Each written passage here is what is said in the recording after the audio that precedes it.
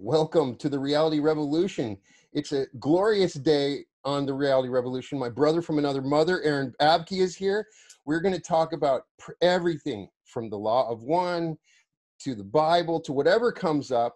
If you guys get a chance, Aaron and I have already had one interview, and we might have covered more of the basics in that one. So definitely check that interview out. I wanted to bring Aaron on after I talked to Jim McCarty about the Law of One. And in fact, I had reached out to him because I didn't even know the best questions to ask, but I consider Aaron my mentor, my guru. I've learned so much from him, and I continue to learn so much from him. I'm honored that he agreed to come on. So welcome to the Reality Revolution, Aaron. How's it going? It's great to be back, Brian. And it's great to see you just been killing the game with your channel, man. I appreciate that, man. Well, I'm just trying to be a little more like you, maybe someday, you know. Dude, you're about to pass me up, bro. I don't know what you're talking about. But so since we last talked, the world has gone through many mighty changes. Yeah, to say the least. It's amazing how the world has changed. So I wanted to get your perspective. If people have never heard of the Law of One, I recommend you check my videos out, and even more importantly, check out Aaron's videos, which give a better explanation, because we're going to talk about some stuff, and we may not fully give you an explanation or definition, just because that's just how it's going to be. But I would definitely check out his channel on the Law of One. But so we were talking, what we're talking about is we're going through this transition into fourth density. I have a show on my channel about it. You just released a great one about it. So is this related to what we're seeing in the world, a transition into fourth density? Do you see this as a reflection of that material? Yeah, without a doubt. I think it's kind of exciting to read the Law of One material, I think, especially, and then understanding how transitions work from density to density, and especially from third to fourth. Ra talks a lot about the opening the green ray heart chakra, which is kind of the entry point into fourth density. And actually it's the Quo group that Carla channeled after the Law of One material, who talked more in length about how the heart chakra is opened. And they go into this idea that there's two chambers of the heart, like I talked about on my recent video, right? Outer courtyard, inner sanctum. And the outer courtyard is the first, it's the first thing we have to face when we're trying to open our heart chakra. And they say that that's the repressed traumas and pain and yes, that we don't want to look at. And so I think collectively that's what we're seeing, right? Is like the racism, the corruption in government, and corruption everywhere, really. We're seeing all this stuff bubbling up, and we're really watching us as humanity, as a species, collectively doing this shadow work, right? And it's not pretty. It's never pretty. It's never fun. It's painful. It's difficult. But I think when you get to the other side, that's when you find the light that was within you being able to finally shine through. And I think who knows how long this shadow work period will take, but it's going to be a beautiful new world, I think, once we're done purging this kind of third density karma. So let's talk about the shadow work aspect of this. I've posted, I can even feel it. I know I can see it when you seed injustice in the past. That's just how the world is. But now it's in being done to me. I can feel it. This injustice is my injustice now. Yeah. It's a different feeling response than what it was before. You could see the beginnings of it, even with the Me Too movement. Yes, people overreact, but they were saying, wow, somebody actually went through that, and they're imagining it in their own minds as if they're seeing another self. And so Ra talks about, so you start to see yourself in others, and that's the expansion where the heart starts to happen. So, but I noticed this in the spiritual community, I know you've seen it, this spiritual bypassing that occurs. When you post something that hurts, people are like, why are you posting this? This is so negative. I'm going to avoid this. I don't want to talk about this. Everything's going great. And I can understand their perspective, because I'm always teaching, you got to stay positive. You got to look at the bright side. But as I'm learning this, if we ignore stuff, it will fester. It always has. All the stuff we're going through right now feels like stuff we pushed into the back of our subconscious, and it's going to keep on coming up. So I want to get your perspective about that bypassing so that we can still remain on a solid footing in creating our realities and doing these things. So I want to talk to those people out there that they get so angered when I post something about, hey, we need to work on fighting racism. How dare you say that? Or why are you posting this? Or what is this up for? Do you understand what I'm talking about? Tell me what your perspective on that. Yeah, 100%. I think you touched on it actually when you said that you're finding that the things we're seeing happening in the world hurt you. Yes. Now it's like it's their pain is your pain, right? That's what's happening collectively. We've seen the response from the George Floyd incident. And to me, this is just so amazing, isn't it? We have this COVID incident, we have the pandemic, and everyone's like, oh, this is the worst thing ever. What good could come of this? And, from my perspective, I really do not think that the George Floyd incident would have blown up anywhere near to the magnitude that it did if we weren't having the pandemic and the quarantine, right? Yes. I mean, people are locked in their houses for 3 months. They're agitated. They're angry. They're losing their jobs. And, how many of these brutal police murders have we seen over the last, few years? They happen all the time. Hundreds. And there's some outcry every time, but nowhere near like the George Floyd incident, right? All of a sudden, everyone's pent up with anger. All that collective shadows bubbling to the surface. And then, here's the next victim of police brutality, and the world just erupts in anger. It was like the straw that broke the camel's back, right? Right. So you look at the pandemic like, oh, we needed that to finally get this collective thing born and out of us so we can see it and heal it. And, this, again, the process, it tends to be an ugly one because you've got to let yourself feel the anger, right? That's part of what shadow work is. You've got to express yourself. And so we see the rioting, the looting, and all this stuff. And, in all of the Law of One videos that I post where I talk about signs of shifting into fourth density being things like social justice, I get a lot of angry comments from people saying, oh, you lost me when you said social justice. These riots, this is not fourth density. That's wrong.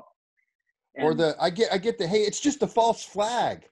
Like they're trying to push that part of their shadow. Like, I don't want to come to grips with this. This is my own self doing this. There's a part of us that don't want to come. It's a terrible truth. We don't, because we see somebody else saying, oh, that just happens. But when we start to realize that that's us doing it, right. It's traumatizing. I don't want to be that. I don't want to be that, I get where they're coming from, but it's uncomfortable. Yeah. But it's not a very nuanced point of view because you can't just, nothing is just black or white, right? Everything's complex, everything's connected. Yes. And so if we're going to enter fourth density, it's not going to be sunshine and rainbows and butterflies. And we're not just going to all have these loving gazes and everything's going to be great from now on. We're going to have to go through the darkness. And so when I say this social justice we're seeing is indicative of the fourth density transition, people say, no, it's not, because look at all this bad stuff that's happening. Like, right, that's the stuff that has to, exactly. Of course there's going to be people that swing too far to one side of the pendulum on the social justice side, and now every cop's evil, every white person's racist. Right. Of course that's going to happen. People are complex beings. There's a whole spectrum of where we sit on that scale. But overall, we're watching us as a collective saying no to things that we used to tolerate, right? Right. And that's the most important part about it. We will hear the extreme voice over here and the extreme voice over here. We'll have the violent riot over here and the terrible, but underlying it all, continuously beyond it, you see this guiding vision of like, this is not okay. We need to do something about it. Yep. The evolution of consciousness. Yeah. And so I wanted to touch on that because I've been really pondering this, after Jim's interview. I know you saw it. I had understood the social memory complex, and I didn't really attach it to the Akashic record becoming conscious. So I've been really trying to ponder what that would mean to gameplay, like if I was a science fiction novelist. And I found I even interviewed him on my channel. He's an atheist. Robert Sawyer has a book called Triggers, where he imagines essentially a social memory complex coming into fruition, like the world's about to go to war and everybody's in conflict, and then there's this sudden group mind, and there's an instantaneous, I'm not going to go to war with you because you're me. I have your memories. So it seems like if we had automatically woke up to a consciousness of the Akashic record, we would go insane. So it feels like a slow filter of, it's easier for us to access this primal memory.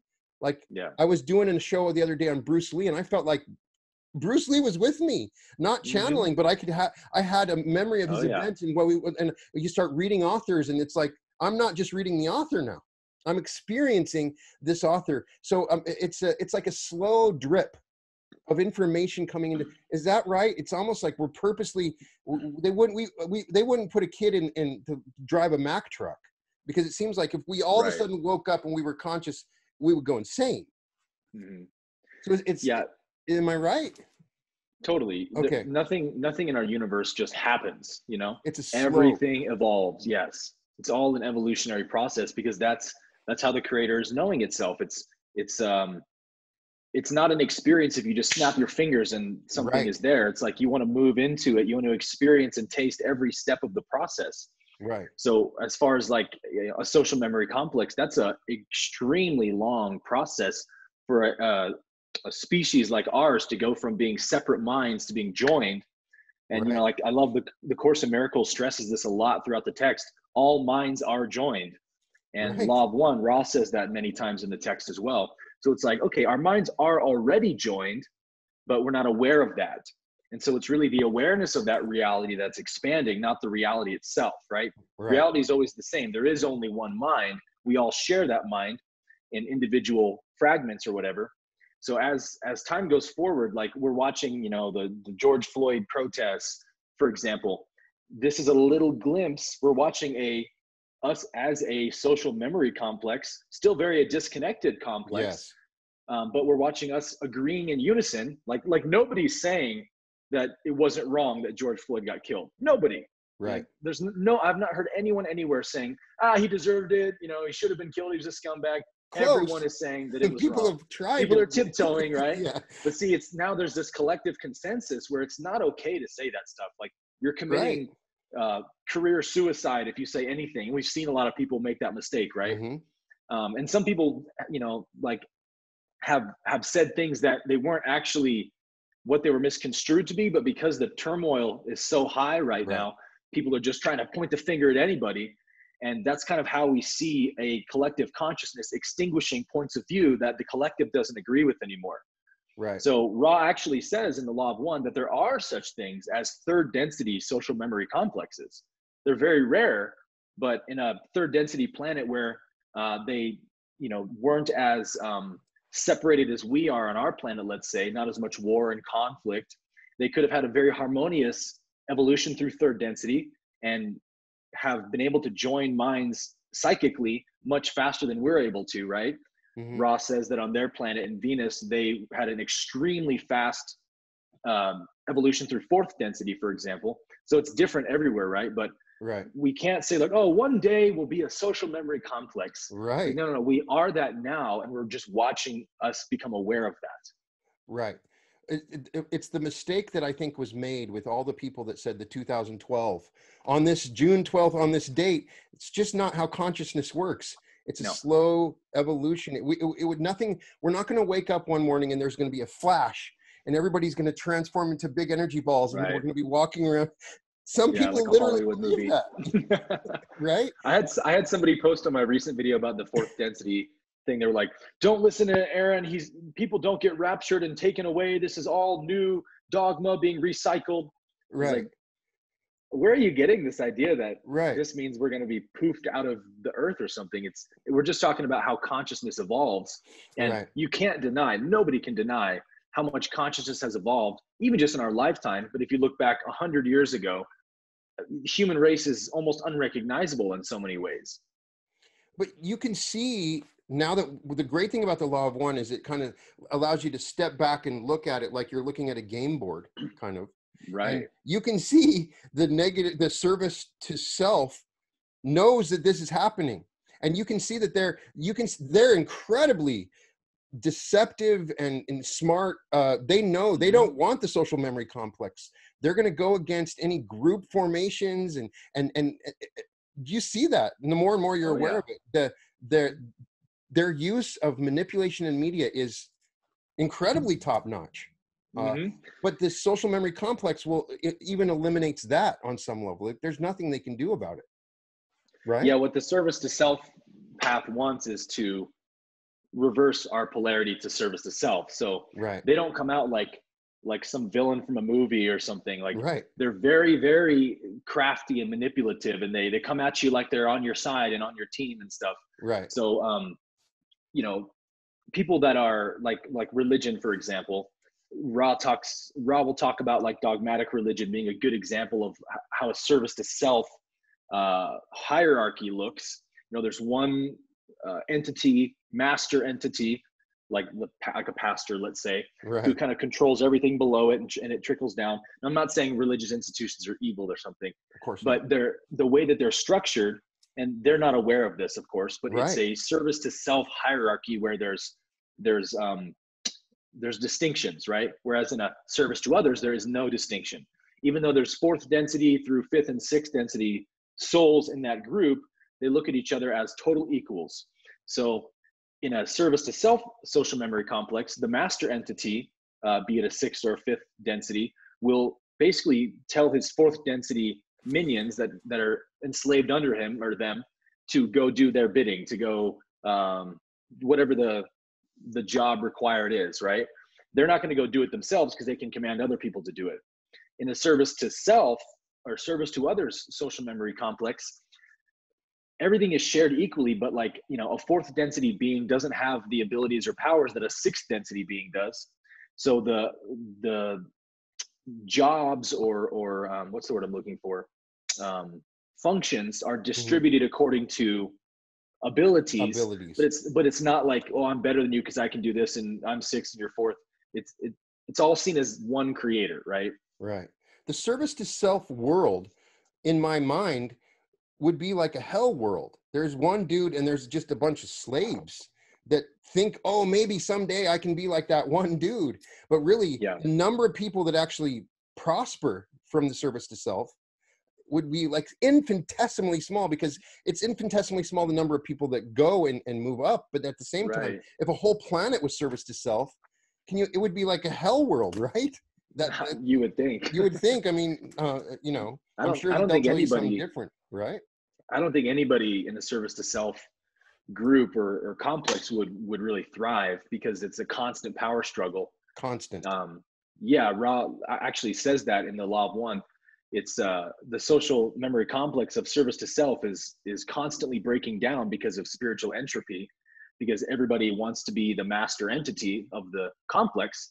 And so it's built off resentment and jealousy, and you know, it's like a military dictatorship. We're like, Game of Thrones on a large level, right? Very much so. Very much so. Okay, so I wanted to ask your perception of in the Law of One, they talk about the third, fourth density body, that some people, now they imply that it's mostly wanderers, but maybe there's some actual people that are being born into a third, fourth density body. What is your perception of what that means? So there may be people that they have an awareness of that fourth density more clearly, or they can transform from third to fourth in that body. What was your, do you know what I'm talking about? I do, yeah. Yeah, it's not a passage that they give a lot of detail to, so there's not much I feel like I can really say about it with confidence. But what it appears to be to me is, like, right now, as our planet has gone through the shift that it has, which is pretty remarkable if you think about it, 75,000 years of human evolution, and we happen to be here right now while we're transitioning. Pretty cool.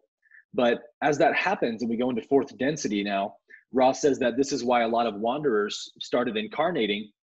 I think he said around World War II time period is where the fourth density transition kind of started. And then I think he said it will be completed in 2011 or 2012. And in that time period, you see a lot of wanderers coming here to help raise the planetary vibration, to make sure that the planet is eligible for service to others graduation, to help the other beings on this planet be eligible to graduate.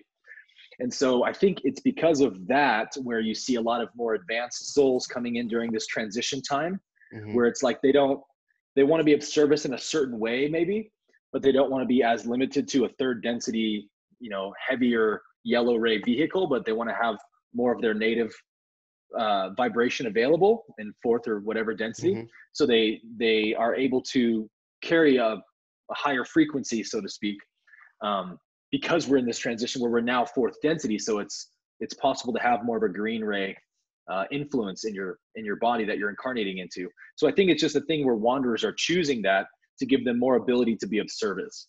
Right.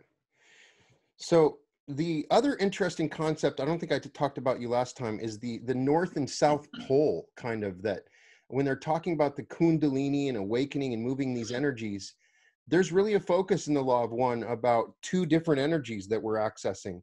The earth energy that's kind of coming up, and then there's this universal energy, and there's kind of a meeting point, and it's meets, and that is where the shift is happening. I'm trying to understand that as best I can, but that was that I came out of it, like, there's these two different energies. They're very similar. Propound a little bit more your explanation of that. Yeah, that's a great question.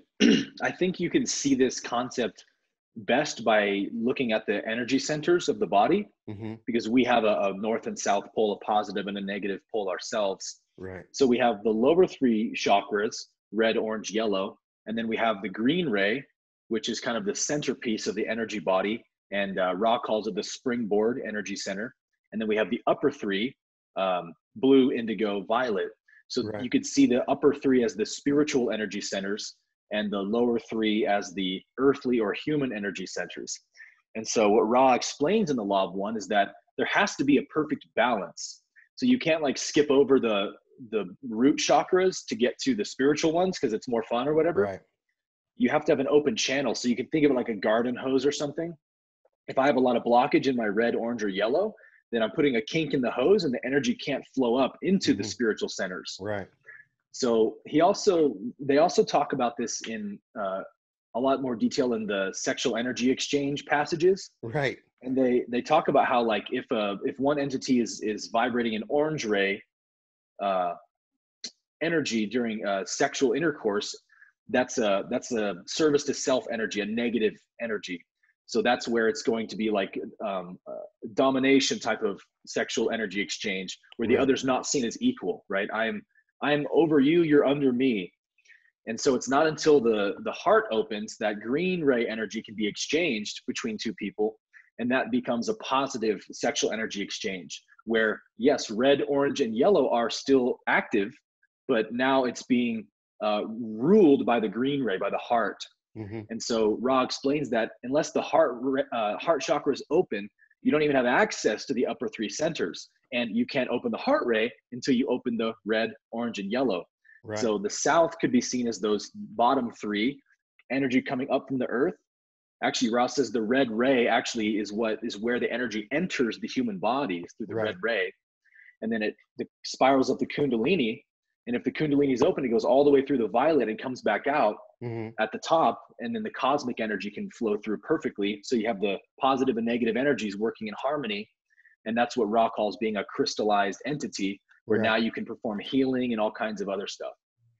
So it's interesting that Ra also kind of indicates that the energy coming in is white light. It's that your chakra becomes the prism. So we're just like walking around living prisms. That pretty much. Right. So So I wanted to. It's always fun to talk, and I interviewed Aaron Tomlinson. It's always fun to talk to you because I have a biblical expert, and so I can also. We'll get back to the Law of One, but I last time I wanted to go over some biblical stuff a little bit. I do a lot of stuff on Neville Goddard on my channel. I've talked a little bit about the interpretation of the book of Revelations or Revelation. People are always very, very, hey, don't put that S. You're in big trouble. I'm going to report you. Don't blaspheme the. Right. Dude, I was laughing at those screenshots you posted yesterday. Oh, yeah. You get the same things all the time, right? Oh, yeah. I think that they might be a bot. I think there's information. No, man. You think? No, they're real people. No. Okay. The arrogance of the religious ego is just so funny to me. Like they're coming onto your channel and telling you to not post stuff that you're posting. Right. It's like, dude, like, can you imagine going to like the New York Knicks basketball practice and being like, hey, stop this bullshit in here. Right. Dude, you're in our facility, man. Like, get out of here. Right. Like, but one of the most common things that I see when we're going through all this big stuff with the virus and everything seems so inflated is, oh, it's the apocalypse. It's the end of the world. And we're living through this one thought, even if it's not true. There's been this concentrated thought over and over for thousands of years about this apocalyptic Armageddon that's discussed in Revelation. And as I read it more and more, and I'm reading Edgar Casey's interpretation, it has nothing to do with that. The churches are chakras. That the whole entire Revelation is the story of what's happening inside you as you meditate and become into grips with your ego, this beast that you are. I wanted to get your perspective of that, because I think it's important to tell people, no, that we are not doomed. The end of the world is not coming, but the end of your ego is. And that is what that is talking about. So yes, from an expert, tell me what your interpretation of that is in particular. Yeah, the whole thing about the new heaven and the new earth from Revelation. That to me, that's the fourth density world, right? Yeah. I mean, Ra even says it's fourth density is like heaven compared to third density. And I think this is actually, that you bring that up, is another great example of how the social memory complex, we can see it already at work. We have this collective belief in our complex because enough of us have believed it for however many years, 18, whatever, when it was made up by John Darby and all that, the rapture theology. Right. So we've had this belief rather in our memory complex, and we're now purging it out. More and more people are saying, no, I don't believe that. And it's like less and less acceptable to say you believe that. Whereas even when I was a kid, I remember like nobody didn't believe in the rapture. If you were a Christian, that's like Christianity 101. Jesus died for my sins and the rapture is coming soon. Right. And now you see all kinds of Christian denominations that are like rejecting that belief and saying, no, that's not actually biblical and stuff. So to me, that is our social memory complex kind of changing our vibration in that way. But yeah, it's a very prevalent belief for a lot of people. Because why? Because ego loves it, right? Ego loves gloom and doom. It loves fear-based ideology because it's attractive. It's like fake news, right? It's like clickbait. This is why the media doesn't really care about reporting what's true. They care about what's going to get clicks, what's going to make headlines, what's going to go viral. And so we have this climate now in our media industry where you can't believe anything you hear anymore. It's like a total clown fest out there. You have to go through all these alternative websites to find out unbiased news these days. And I see the same thing happening in religion. It's like whatever sells newspapers, right, is what's going to get attention.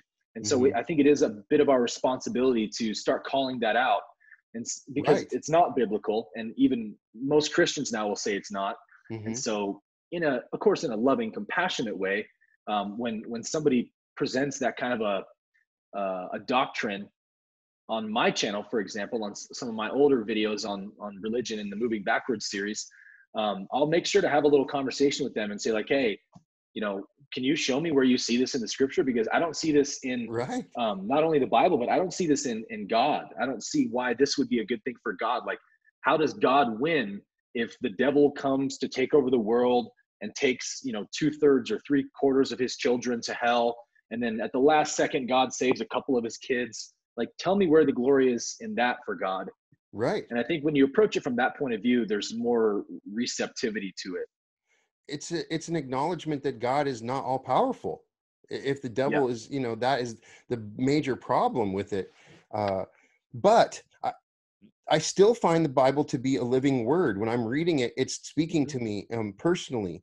It's talking about states that I'm going through. There's this conflict between what I know that the misinterpretations have pushed me away from it. But at the same time, there's these deep beliefs in it. Now, let's talk about this idea that Jesus never said that we aren't gods. He just said, he never, when he was in his trial, he said, does your Bible not say you're gods? Right? He at no point in anywhere does Jesus say that I'm the only God, that I'm the only Son, that I'm the only Messiah. So it's so frustrating that that belief is absolutely cemented in this Christian age right now. And it would be, so let's make the argument to people that maybe don't understand, that are watching this, that the Bible is saying and establishes very clearly that you are God. That now, some interpretations of the book of Genesis, God's is a plural. Right? The Elohim. So tell me your perspective from scholarship about what you think about that God aspect that the Bible is establishing. Yeah. Well, that's why I love the law of one, because it harmonizes with any religion, really. It does. Because all religions really point to that truth. And I think, if you're going to say that you are not God, that you're separate from God, like a Abrahamic religion would believe, then you've got a lot of questions to answer, because what you're saying is, well, you're creating a second God, aren't you? Mm-hmm. If you aren't the one source, then are you saying you're another source? Like in what way are you disconnected from God? I'm not understanding this. And so in Christ's day, he was speaking from a oneness consciousness. And I understand how, because I've been in both, like most of my life I spent in duality, really feeling like I was separate. Right. And in recent years, I've come into this total understanding of my oneness and unity with God and with all that there is. There's only one being in the universe. There's only one thing going on.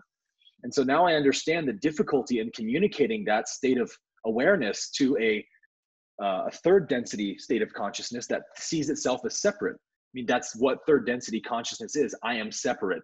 Self-awareness, right? You're over there. I'm over here. I'm not you. You're not me. And so to actually tell somebody, well, actually you are them and they are you. And here's why. If their frequency doesn't vibrate at the rate necessary to take in that information, then they're not going to get it. Because as the law of one explains, what a density is the amount of light contained within any dimension and consciousness. Mm-hmm. So the more light, the more information, right? Mm-hmm. The more information, the more consciousness can explore and understand itself. So if you're still vibrating in third density here and fourth density is here, and I'm trying to communicate that to you, it's probably just not going to work, right? And Jesus tried, he did it as good as anyone could have done it, and he got crucified, right?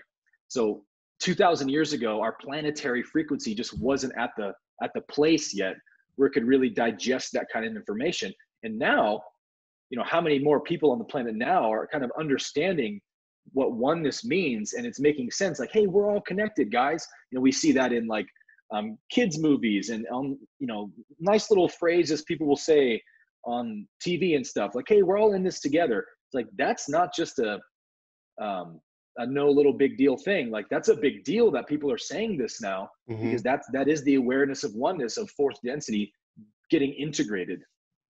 Absolutely. So what is the biblical argument that they're making that says that it is sinful to claim that you are God? They're making some biblical argument. It's not coming to me. Is there a biblical passage that says that it's a sin for you to say that you are God? I don't know, actually. Aaron Tomlinson would know, I'm sure. Yeah. I don't know if there's a passage that outright says that, but there's lots of passages that will talk about how, talking about the sin nature, the human nature. And again, it's from that dualistic lens. If you believe that I am this person and my conditioning, and that's who I am, then to say that is God is blasphemy, because how can you say that something evil is God? Right. So it's not understanding that there is an eternal nature to the human behind the veil of conditioning and thinking and mind and body. There is a reality, a changeless reality, and there's one reality, right? There's not like two realities and they're duking it out to see which one will win. There's just one reality, and you are that, and you can't be anything else. And to actually say that you're not that is, ironically, I don't believe in the concept of blasphemy, but if anything's blasphemy, that actually would be blasphemy, right? Because you're claiming I am some separate reality from the one reality, or I am a source of my own making, right? But of course, they don't see it that way because they're seeing themselves as a person. So to claim that a person is the one rotating the planets around the sun and spinning the galaxy, well, of course, that's blasphemy. But oneness understands there is no person, right? There's no separate thing. It's all one being. It's all one mind dreaming the entire universe. Right. So I just, I know I'm going to, at the end of this, I'm going to have some questions that I always forget. And like, well, just like last time, but I don't want to start jumping around, but I'm just asking whatever comes to me. So, have you read any of Drunvalo Melchizedek? Have you read any of his stuff? No. Because he fills in some of the gaps. He's talking about the Merkaba and in how you look at a galaxy and that's actually a Merkaba that's spinning a certain way. Right. But he has a discussion in there about Mars and Atlantis. So I wanted to, I think it affected our consciousness of this planet. They don't talk about it as much in the law of one material, but they basically say that Mars couldn't make it and a small group of people from Mars came to Earth, right? Right. But not the whole of the planet, right? I think so. Yeah, I think what happened, because in that passage, I believe Ra says they came by the process of incarnation. Right.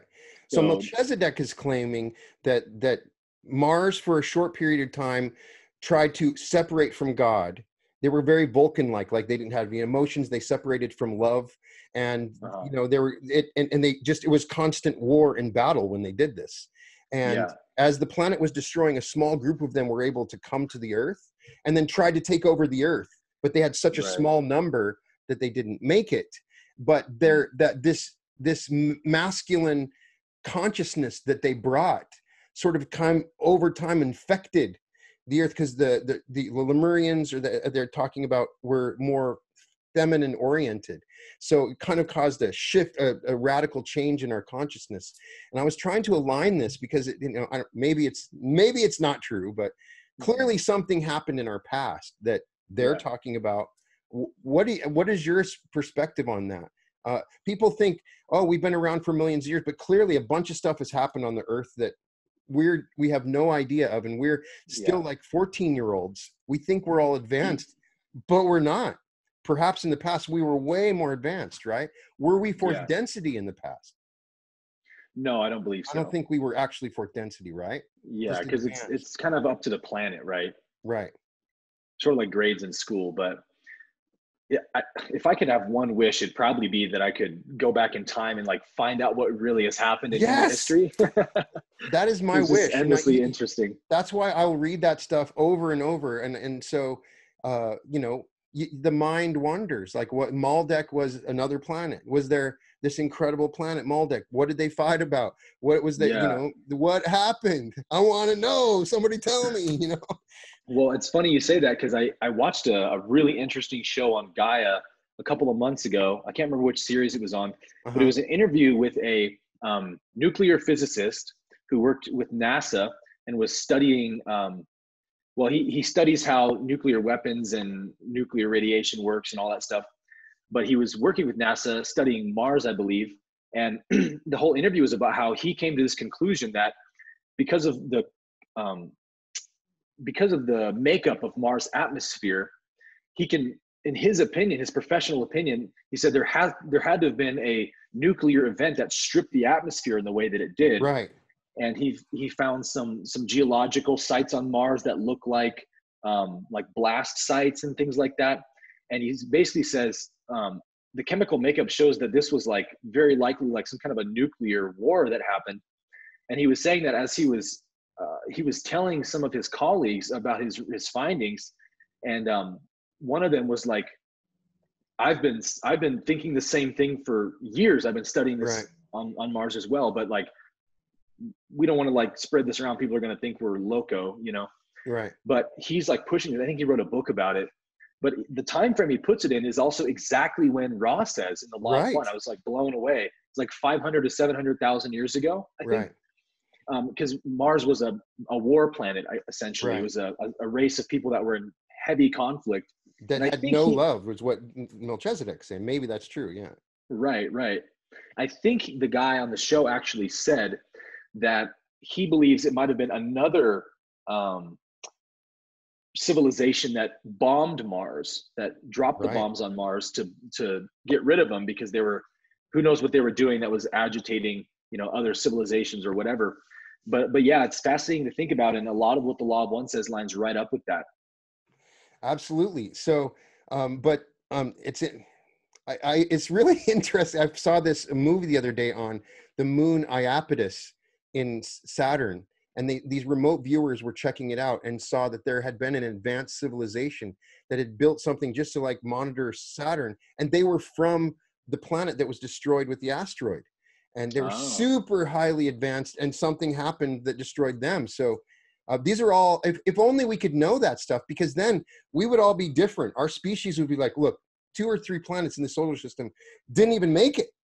So we are in fragile ground. Everything's not assured. And so there might be maybe hopefully part of the social memory complex will be an awareness or memory of that. I don't know. I think at some point it will. Yeah. Yeah.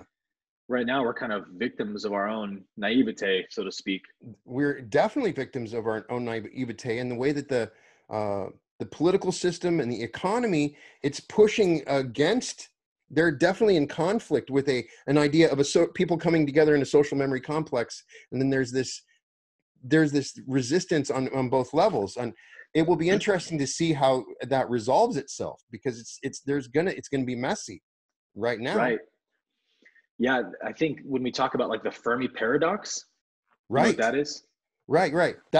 This is why I think you're making a great. This is why it's so clear, right? Mm-hmm. When you understand like how the way that the Law of One explains how consciousness evolves, and how, you know, past the point we're at, you know, alien extraterrestrials are vastly more intelligent than we are, and there's only 2 polarities you can choose.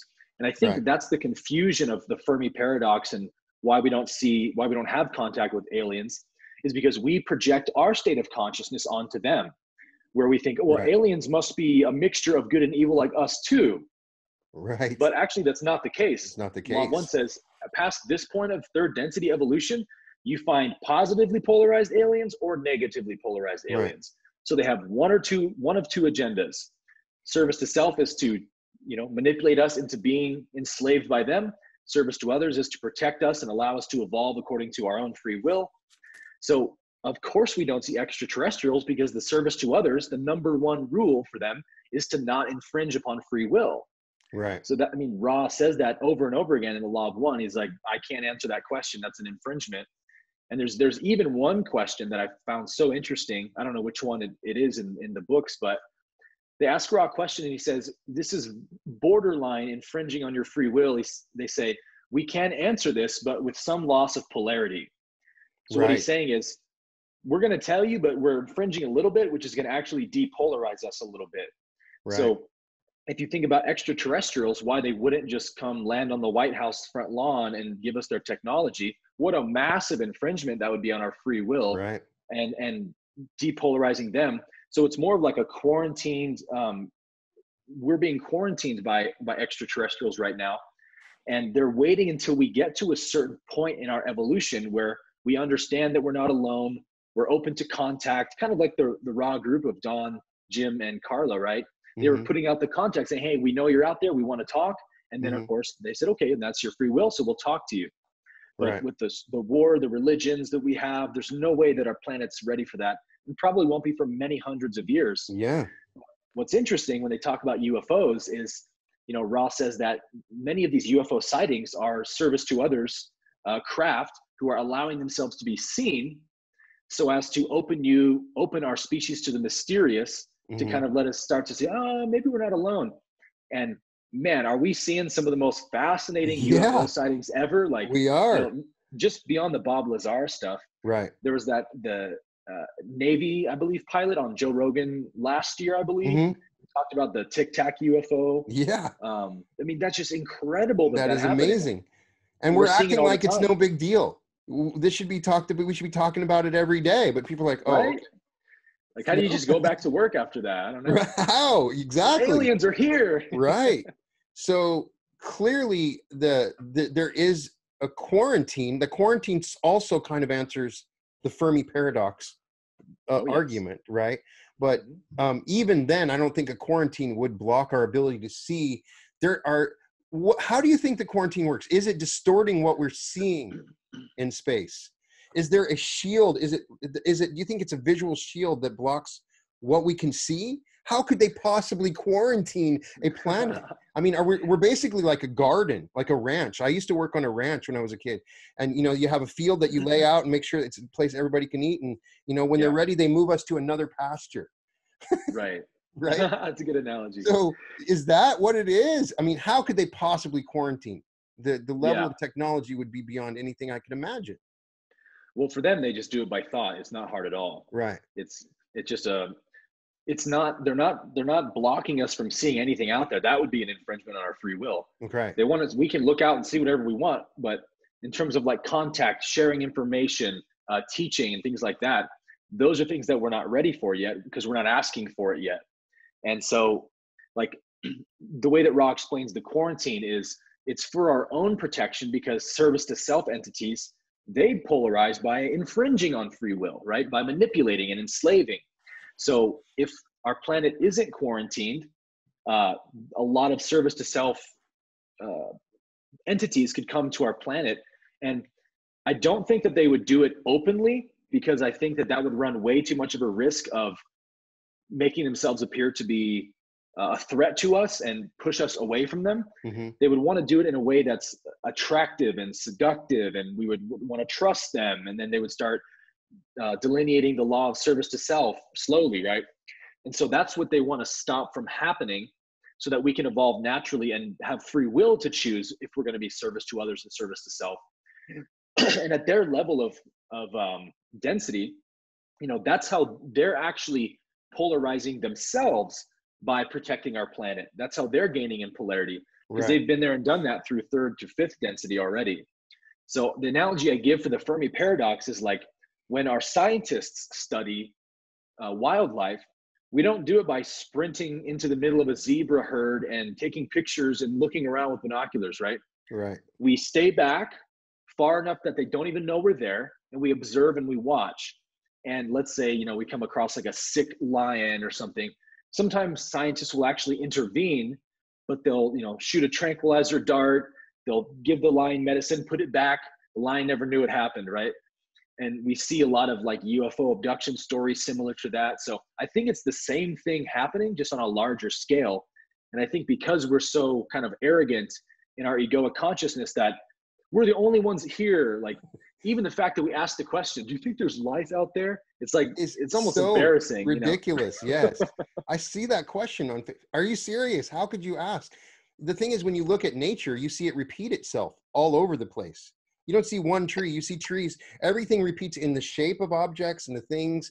So of course the universe is all just repeating itself. That's all we see all around. So it's phenomenal and wonderful to think about the infinity of it. That's what's super exciting about it. So let me see. Have you used any of the information in the Law of One regarding the mind matrix or the tarot to aid you in your spiritual path in any way? I'm still trying to learn that. That's the harder stuff for me to understand. It almost felt like another being of Ra is delivering that information. Like it seems like a different voice. Not saying it's bad, but do you understand what I'm saying? It's just different sort of information that's harder for me to gauge at. That's the interesting thing about communicating with a memory complex is that like it's one being or soul from the complex that's talking with through Carla, but it's speaking for the whole group because it has the entire library of memories and intelligence from the rest of the group. So it can effectively represent the whole group equally. Mm-hmm. But yeah, it makes sense that if there's another being who has more expertise in that, that being might take over the transmission. And to them, it's all Ra, it's all me. There's no distinction, right? But we have a hard time grasping that concept. But yeah, the tarot's very advanced, and even Ra says that it's very advanced. Right. I love listening to those sessions where they're doing the question and answer. Mm-hmm. And that's the only format Ra will communicate in because they want to protect free will. It's like, you ask me the question and I'll let you know if I can answer it, right? So he's doing this like almost mentoring thing through that whole, I think like sessions like 75 through 90 or whatever it is. Mm-hmm. It's like, what, oh student, does the bird represent, and the da-da-da. Right. And using symbology and imagery to help us start to grasp the nature of the mind. And I think that they only go through the mind and they don't get into any of the spirit or body archetypes Right. in the law of material. So yeah, it's just endlessly deep. And the little bit I've studied of like the potentiator, the matrix of the mind, man, if you chew on those concepts for long enough, you'll start to get some crazy insights and downloads. It's true. When you start just to think about it, just put it down on a piece of paper and kind of think about it for a few minutes, it's a lot more than what it is initially. So they're saying that the initial creator has all these aspects of himself and that is reflected in different patterns. So it's like we're all just different flowers, but a similar flower, but different coming up. And so an understanding of these different aspects of ourselves, what do you think it does? I fully become aware of these different aspects. It gives me greater understanding of the creator. Does it give me more power? Can I help more people? What do you think ultimately will happen when you become aware of that tarot-ish aspect that they're teaching there? Yeah.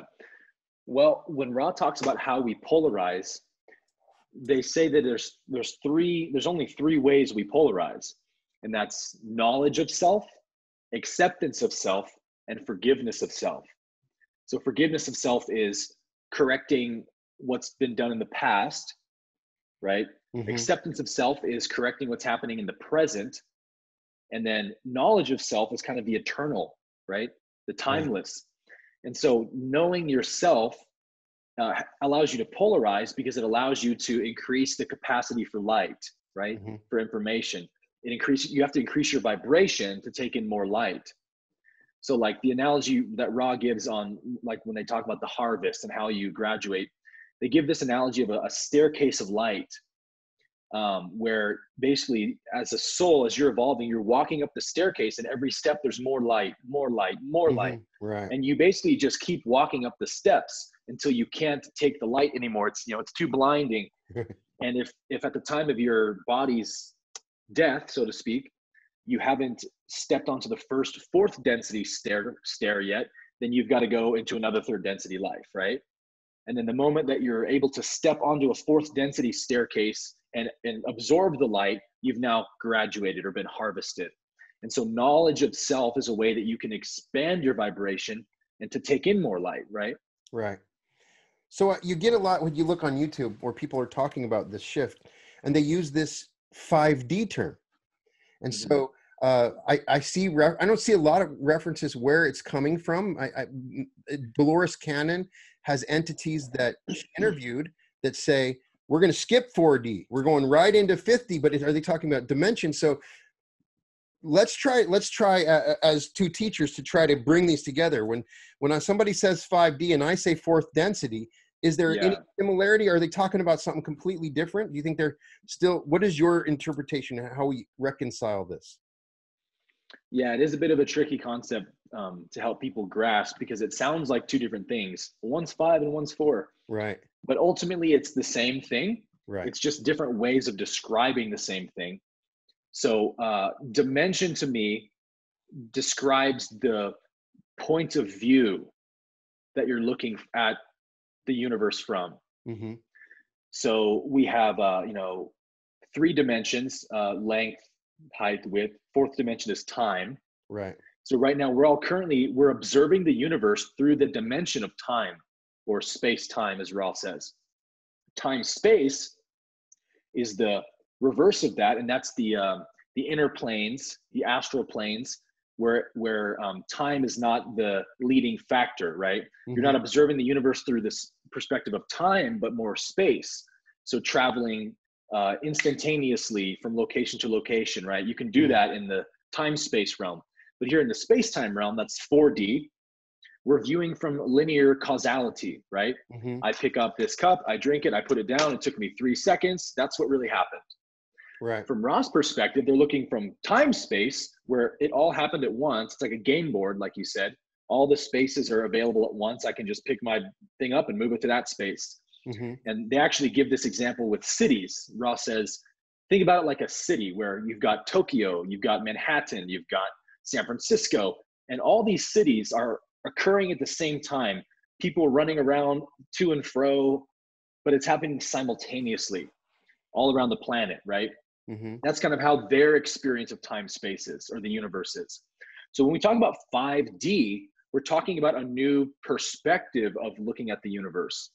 And so that's why they say, oh, you can ascend your consciousness to 5D. We got to go 5D. We got to go 5D. It sounds like they maybe need to transform our bodies into some ethereal light being so we can whatever, right? Right. But it's just talking about the perspective our consciousness looks from. So if you imagine a square, we got a square, 4 Mm-hmm. points, right? I'm going to turn it this way. 5D is the point on top of the square, what makes it a pyramid. Right. So we raise a point up in between the square, and now there's a point looking down on the square, and now I can see the whole square simultaneously. And so that 5D perspective of the universe is a oneness perspective. Right. I can see the whole square at once. Whereas when I was in the square, I could only see those 4 points independently of one another. So 5D is the awareness of oneness, which is also fourth density consciousness. Fourth density consciousness. So they are the same. But I appreciate you differentiating that. It helps me to understand it better. Now, I've asked you, as somebody that loves the law of one, of course, I'm trying to look for it. I read Initiation. They mentioned that book about this woman remembers going through an Egyptian passage, a rite of passage in the Great Pyramid. And I've also read some stuff about Egyptian Tantra.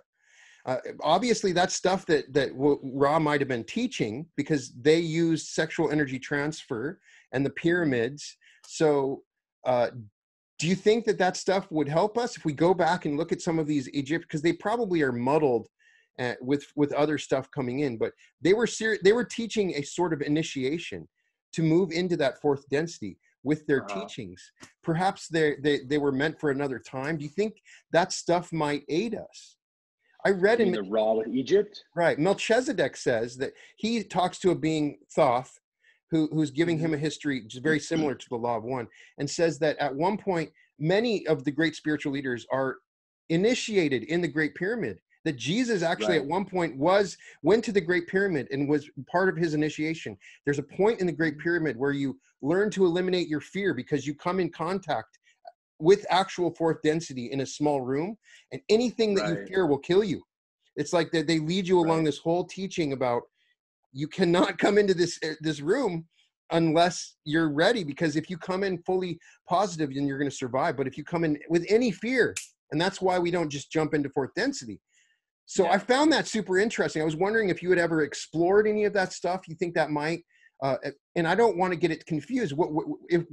If they were teaching this, maybe we can find more of Ra's teachings that they did back then by looking at these old schools of thought. And what is your thought about that? Yeah. The pyramid material is endlessly fascinating for me. And there's people that use pyramids. Like there's like websites where you can buy them. And they're just poles. It's not like an actual encapsulated pyramid, but it's like metal poles that make a pyramid, and you sit underneath it and meditate, and for healing purposes and stuff, and consciousness expansion. And Ra actually says that you don't even need an encapsulated pyramid. You just need the 4 points going up. And they're like, why? Why don't you need it to be? And I think he uses the analogy of a electrical circuit, like a cord or a hose that's taking the energy up through to the top point. It's like you just need the 4 points to connect. And I think that the pyramid shape, being a 5D shape, is why it's so useful for all these kinds of spiritual and physical transformations. I think Ra says in the law of one, like you can, in the pyramid, when it was perfectly configured, when they built it, you could put like food in the middle of the pyramid and it would never go bad. They said you could put like knives and cutlery in the middle, and it would always stay sharp no matter how many times you used it, because it's constantly harmonizing everything to perfect oneness, perfect harmony, perfect unity. And so they would use that shape to crystallize people's consciousness into perfect oneness. So they had this process they would take them through. First, they had to open the energy centers by doing shadow work and all of that. And once they had an open channel, they could go into the pyramid, and there's the king's chamber, the queen's chamber, and they would use them for different purposes. One of them, Ross says, was like, I think the queen's chamber was like a sensory deprivation experience. where they would use that to have people have like a cosmic consciousness awakening or a Kundalini awakening. Right. And then all of a sudden they're a crystallized being and they can start performing healing. And if you remember, the whole point of why Ra came to do that for the Egyptians was because, and we know this historically, I actually went to a Egypt museum a few months ago, and they had like actual sarcophagus and like mummies and whatever. And they said the average lifespan in ancient Egypt was 30 years. Right. You're not going to get anything in 30 years. Right. Yeah, I'm already 31, so like I'd be out of here by now. You would not move up in density. There's no education. It would be impossible. Even 100 years is not enough time. Even 100 years is not enough time. Yeah. That's the whole problem, was there's this perpetual spiritual childhood that gets created when the lifespan of third density gets shortened so much. And back in, Melchizedek from the Bible was said to be like 900 something years old. They asked Ra about that, and Ra says, 25,000 years ago or whatever, people lived to be like 1,000 years old. That was the average lifespan. And they said, why did that change? He said, because as the human race got more and more corrupted and disharmonized, the thought forms of the planet became so chaotic, so much entropy, that the vibration of the planet started lowering the lifespan of physical vehicles. So basically we became victims of our own negative thinking. And even when Ra talks about the chakras, they explain how when you shame or condemn yourself, you actually constrict your energy centers. Right. You watch them go like this, and the funnel for energy gets tightened, which means the vital energy can't get through your body. So you're literally shortening your lifespan physically. Right. The interesting side note, not related, but I know you might find it interesting. Melchizedek, Drunvala Melchizedek says the 83,000 pyramids that are built around the earth were built to create a synthetic Merkaba at one point to shift the planet. You might have heard that. I think Ra mentions that a little bit. Oh, I need to find that. I think there is something related to all of the pyramids were put together. Together, they have a certain structure and shape. Something to do with the grid, the consciousness grid, that is part, perhaps, of the social memory complex. The pyramids of Giza are lined up with the longitude and latitude points perfectly of the Earth. They weren't just built; they were built in specific place. Yeah. Right. The what's not the diameter, but the outside, like if you have a square of the pyramid, the dimensions of the square of the pyramid are perfectly matched with the circumference of the Earth. And like from miles to feet, it's like the same exact number. So yeah, like the pyramids were built with this insane mathematical precision that there's no way we could explain how Egyptians back then even knew how big the Earth was around, right? Let alone how to measure it and all of that stuff. It's just insane. I want to know. I know. Please, I just want to know. Let's learn to channel, man. So we can start asking. Exactly. So have you ever attempted to channel? Right. There's a part of me that's a little scared to channel because Jim McCarty, I want to make sure I cleanse and protect myself. Reading the whole story, people maybe take channeling for granted, and you need to take it very seriously.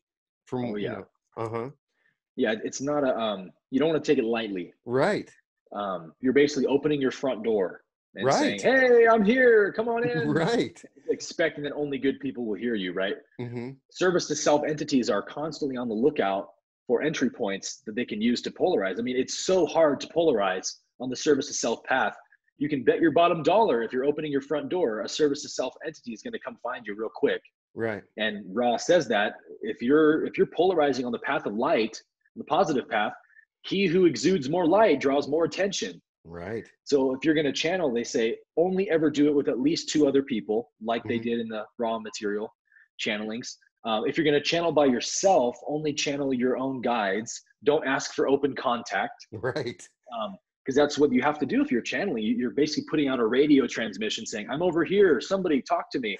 And psychically beings pick that up and go, "Oh, we got a little phone ringing here. Let's go answer the call." Right. And so, Carla talks about you need to get in the habit of challenging every contact you get. And, if you don't even have enough experience being in trance, you could easily get, kind of, I don't want to say taken over, but you could get influenced in ways that you don't want to.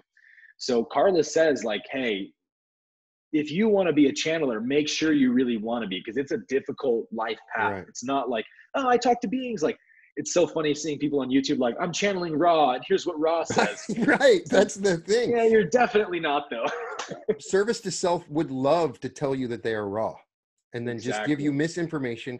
So we're getting misinformation all the time when people are saying, oh, Ra told me this. What better way, to deceive or manipulate? Just like when people in religion say, oh, God told me X, Y, Z. Right. The subtlety of the manipulation of service to self. I see some people that they seem like they have a positive message, but then they are completely undermined. They end up seeming completely crazy. And it's the subtlety of manipulation that is going on with different people. Have you noticed that? The subtlety of people that are talking about the law of one, but it seems like they're getting misinformation that is purposely making the law of one look ridiculous. So somebody else will come along and say, I saw this guy who's completely insane saying this, and everything he said is ridiculous. I mean, that's the level that they're going to, they don't want us to have this information. They don't. Yeah. The service to self path is so much more wise and crafty than anyone realizes. Like, it's really like what the Bible says. On another level, incredible, another, because that's how they have to survive. They have to outwit you. The Bible says that the devil comes clothed as an angel of light, right? And I've been around people who, I'm not saying they're service to self, like they've 95% polarized, but they're very clearly living under the influence of service to self thinking, but they are presenting themselves to the world as being service to others. Right. And especially in the law of one teaching world, there's a couple of like the top key figures that I won't mention any names, that I've met personally and know a lot about them. And they are behind closed doors. They are totally corrupt. They're totally not following law of one service to others, but they're teaching and preaching it to get people to come to them. And then when people come to them, they're manipulating and enslaving those people to their doctrines to serve them. So it's prevalent. Absolutely. It's interesting. There's one other passage I was going to ask you about that we could just sit and ponder a little bit. They ask if there's ever been a 6.5 density negative wanderer. And they say it's very rare. Has there been anybody in our history? Not going to tell you. And then of course I'm going, who could it have been? Was it a president, or could it have been a spiritual leader of a religion? Like, Rob knows if they said this person was 6.5 negative, that it would distort everything else that they said enough that they said, we're not going to tell you. Well, what do you think it was? It was somebody that you would never suspect. That's what it would have to be, right? It might be someone we have no recollection of in our history. True. But everybody thinks Hitler was, but they explained Hitler wasn't service to self. Right. He wasn't 95%. Why? Because from his perspective, he actually thought he was doing the greater good. So that little bit of, I'm serving my country, that little bit of service to others he still had, kept him out of being 95%. So it's like to be actually service to self takes almost total commitment to that path. And any amount of you that has compassion or anything at all will keep you out of that polarity. So, but is there a differentiation between a narcissist and the service to self? Is a narcissist somebody that's on the path, or is that a potential psychological distortion? Do you understand what I'm trying to say? Yeah, it's certainly the distortion of the service to self path. I mean, that is the service to self path, is narcissism, you could say. Right. But it's the easiest thing in the world to hang out between 94% service to self and 50% service to others. That's where most people are. Right. I mean, to be at least 51% of the time looking out for the good of others more than yourself, it's not like super common. Right. Most people that are, I think, in the spiritual community probably would pass for that. But it's the easiest thing in the world to be bouncing back and forth between the two, and that big percentage, right? And so like it takes, unless you know the game you're playing, you understand I'm here as a soul, evolving, learning about myself, and I can choose either polarity, and I'm going to choose this one. Unless you know that, you're probably not going to be polarized completely one way or the other. Right. Okay. So there's so much more, but I will save those for the next interview, because we're going to have you on for sure. And I'll start writing them down this next time, so we'll have more. But it's wonderful to see the world through this filter. And I'm grateful to you, because I had heard about the Law of One, but it had never touched me. When your videos, it touched me, and it allowed me. So you introduced it to me. So thank you. So considering that, I'm on the service to others path, but we're all sitting in our homes, and I asked this to Jim: how do you send love and light out? When I say that, of course, I have people that laugh at that think that it's just as ridiculous as the politician says, we're sending our prayers. To me, it's different. Right. Sending love and light is an actual physical, real thing. So how do you do it? Is there a way I can spread the love? Have you learned any cool techniques to spread my love and light as maximally as possible? Yeah, great question. I think the best thing for people to remember is that when you raise your frequency, you raise the planetary frequency. And there's really no better way of sending out love and light than simply integrating more love and light into your own consciousness. And, even in like fifth density, Ra explains that the fifth density being spends most of their time alone, learning more wisdom, more love, more light, and raising their own frequency, because in that fifth density wisdom, they understand, like, yeah, I could travel around constantly serving people like I did in fourth density. Mm-hmm. But the best thing I can ultimately do is raise myself to the highest frequency possible. And that naturally spreads out to the whole world, because it's all one, it's all connected. So for me, that's my primary thing, is like, I want to be as evolved and as loving and compassionate and full of light as I can possibly be. But when it comes to like actually sending it out to individual people, to me, it's all about, it has to be real, right? So a thought, oh, love and light, I'm praying for you, brother, right? We all hate when people say that, because like, no, you're not, Right, you're just saying that, right? You're just, you want to sound holy. For me, it's about really feeling it. So if there's somebody I'm trying to forgive, or somebody who's wronged me, I will sit in a contemplative state as long as I need to before I can feel compassion rising in me. Like, I need to understand their points of view. And then when I can, I say, oh, I forgive you, brother. I forgive you for that. I release you. I don't hold that against you. And I love you, and I want your highest good. And until I feel it being true, I know I'm probably not really sending it out. So the feeling is the key for me. So do you think if we got enough of us to really send out love, if we watch TV, we have politicians we don't like, we have people we don't like, there's always that media image that creates anger in you. That's just how the media is. Do you think if we just made a concerted effort to send love and light, that we could start depolarizing? I mean, we do it in the astral realms, like you talk about. We could really like mess up some people that they're on the path to the service to self, but sorry, we're blasting love, dude. Could we do that? Could we like, is there some way we could shift those people? Everybody responds with anger, hate, distrust when they see things or have things happen. But what if our instant automatic reaction was to send love out? What do you think would happen on this planet? It would be pretty cool, wouldn't it? Brian, let's do it. Let's do it. That's right. I mean, between your subscriber base and mine, we can get a lot of people involved in that. Let's create a global event. I'll have one this Saturday, but I'll continue to have global meditations, and we should do it together anytime you want me to come on. And let's figure out a way to start sending out love to those people that are on the service to self path, so that at least they have a better choice. A lot of those people are being manipulated. That's the thing that's sad to me. Their soul is making a choice. So I want to say this. I would like to be an attorney and a lawyer to go to Saturn in front of the Council of Nine and make an argument that the service to self confederation is violating our free will. That they may be arguing, that they may be thinking, oh, I'm not violating your free will. They are. The level of manipulation has gone to the point that our free will is being violated. And so it seems like they're accepting it as a non-free will violation, but no. Well, the tricky thing is the service to others path also has to honor the free will of the service to self path. Right.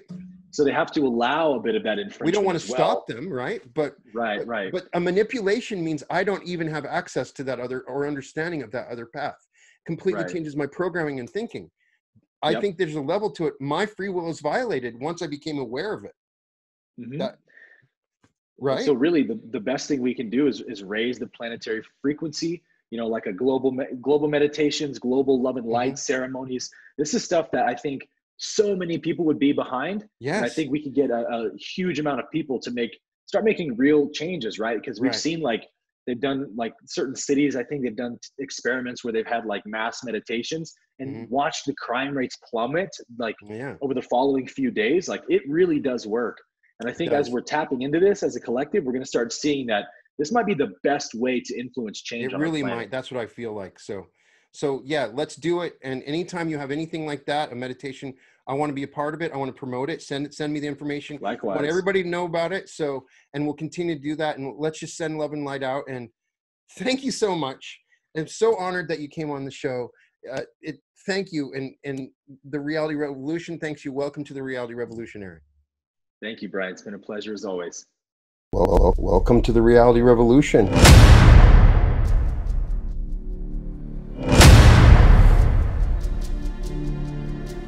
I'm just really excited today because this is the first day that my book is released. This is it, the Reality Revolution. Worked on this for a very long time.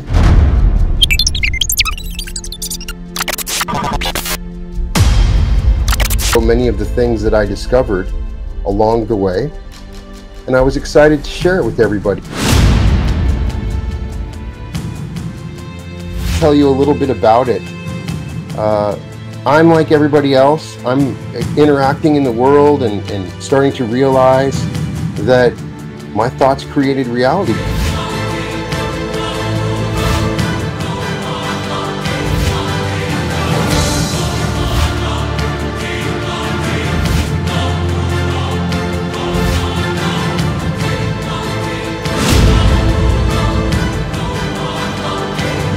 As I did this, I started to see some major shifts in my reality. I started to explore the idea of maneuvering through parallel realities. I'm your host, Brian Scott.